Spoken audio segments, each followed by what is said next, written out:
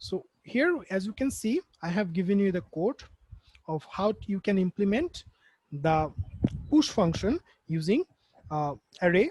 So as usual, okay, all the things are same.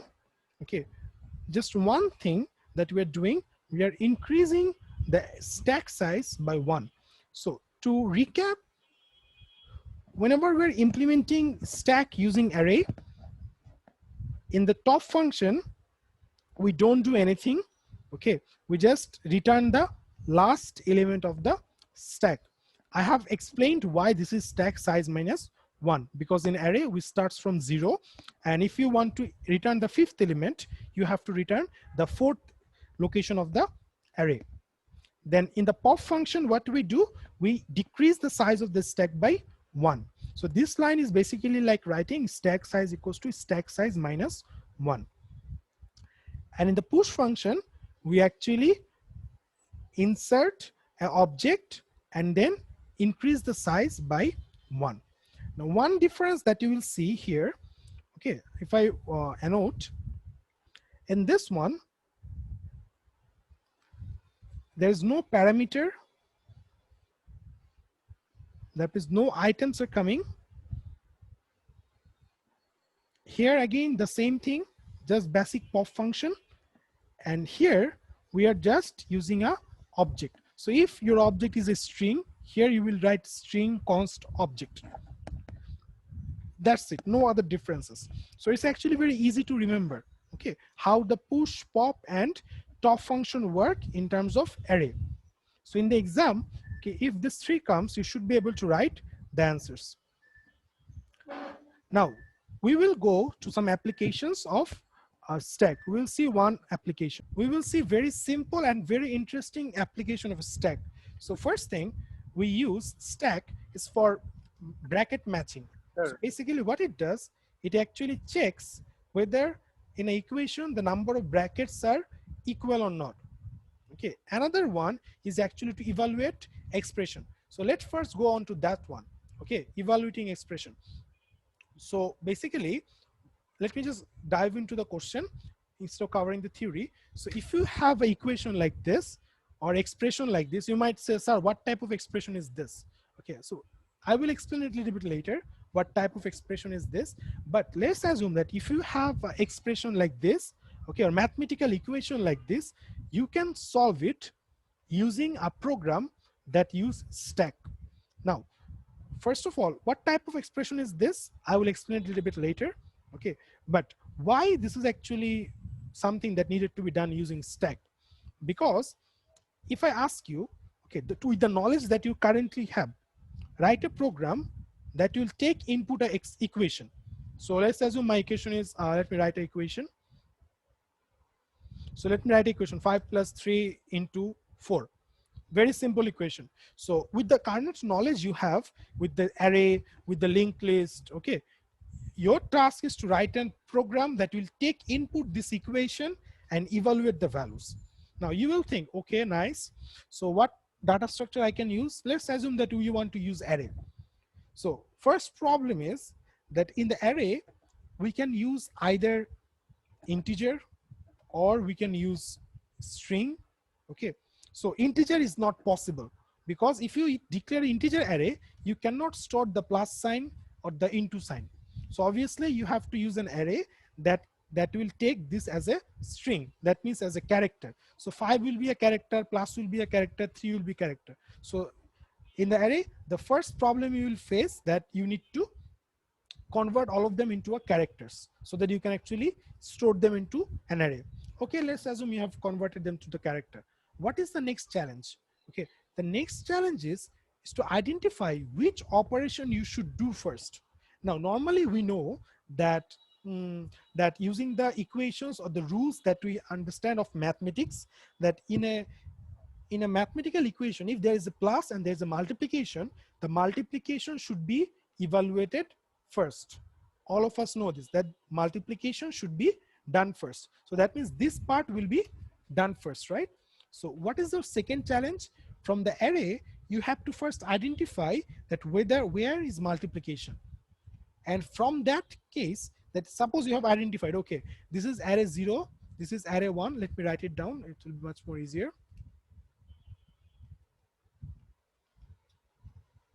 Okay, my bad. Where is the text? Give me a second. So you have identified this is array 0, this is array 1, this is array 2, this is array 3, this is array 4. So you have written a search function that have identified, okay, in the array location of 3 there is a multiplication. So then what you do, you have identified that yes, in the 3 location there is a multiplication. That means I have to multiply array 2 and array 4. So then using another function of multiplication, you extract 3 and 4 and you multiply it. Okay, what is the next challenge? You have to store the number here as well. So this will be replaced by 12. You see, then again you have to write another function for plus, and then you have to write another function to adding these two numbers. So in summary, the challenges if we use array, first we are facing trouble storing the numbers. We have to convert them into the sign, and every time we do some operation, you have to first convert them to number, and from number you have to again convert them to sign, say, or string that you can say, or character. Second challenge is you have to actually teach your program that which one, the precedence. Precedence means the first you'll find whether there's a division or not. So first do all divisions, then do all multiplications, then do all the plus or minus. Next challenge is, okay, you have to actually specifically write the functions for this. So the array actually becomes much more problematic. So today I will see how this all can be done using stack. Okay, remember, I haven't still told you how we have this expression. Okay, in the next class, I will explain how you have this expression. So don't worry at all. Assume that you know how to get this expression. Okay, now the challenge is, given this expression you have, okay, how can you evaluate this using a stack without doing all these programs that is needed to be done in the array?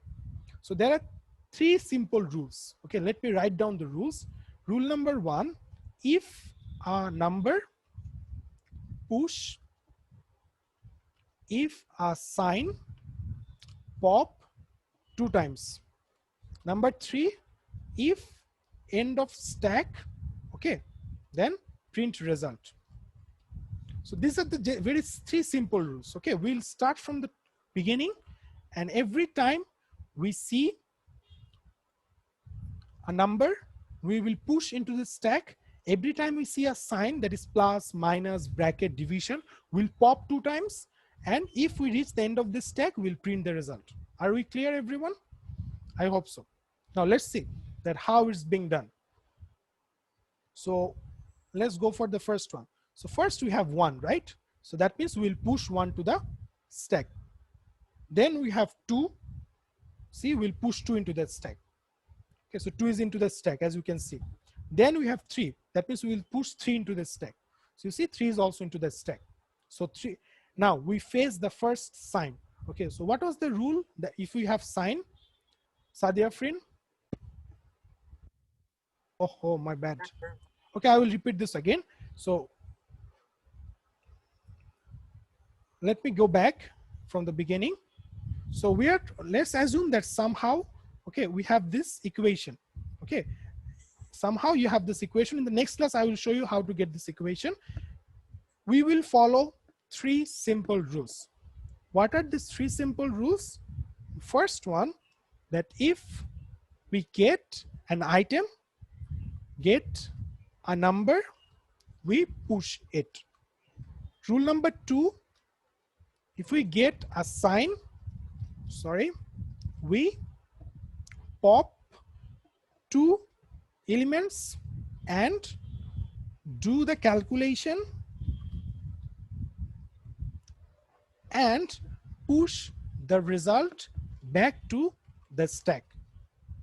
This is our rule number 2. Let me make it a little bit bigger. Okay, then number 3. Okay, if we reach end of the equation, we print the result.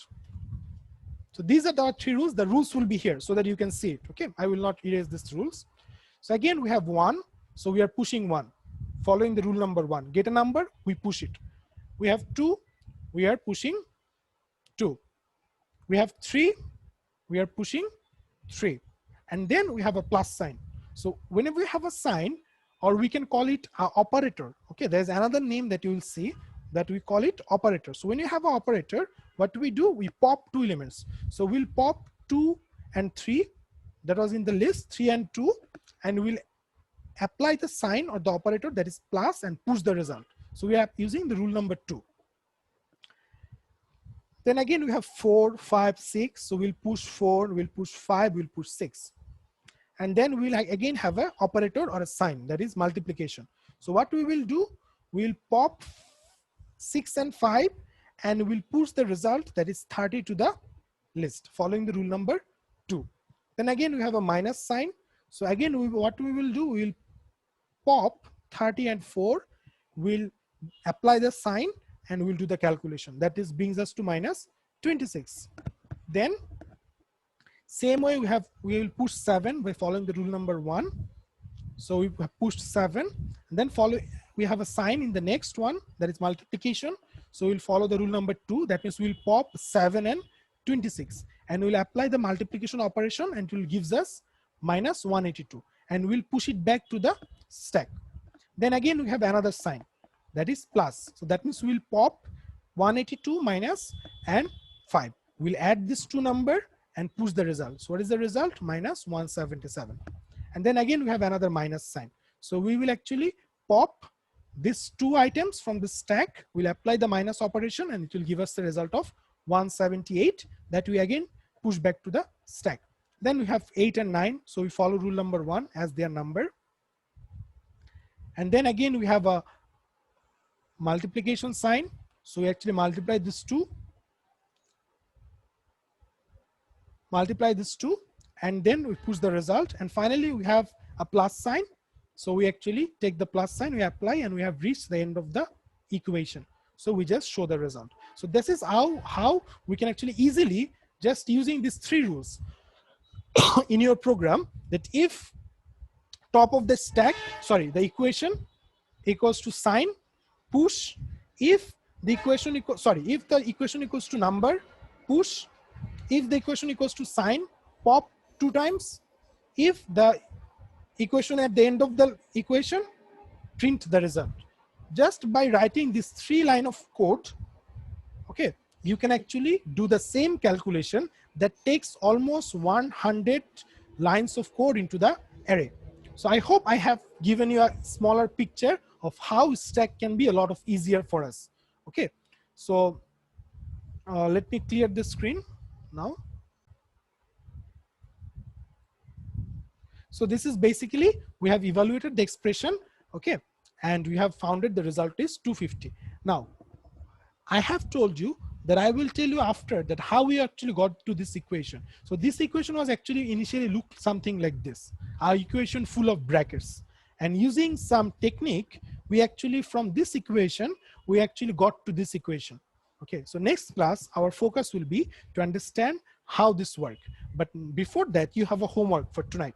Okay, every one of you, okay, you will actually practice this at least once, because this is actually one of the simplest topic that you will learn in all of your data structure. You don't even have to memorize anything. Okay, this is just 3 simple rules. All you need is just a little bit of practice, and then everything will be fine.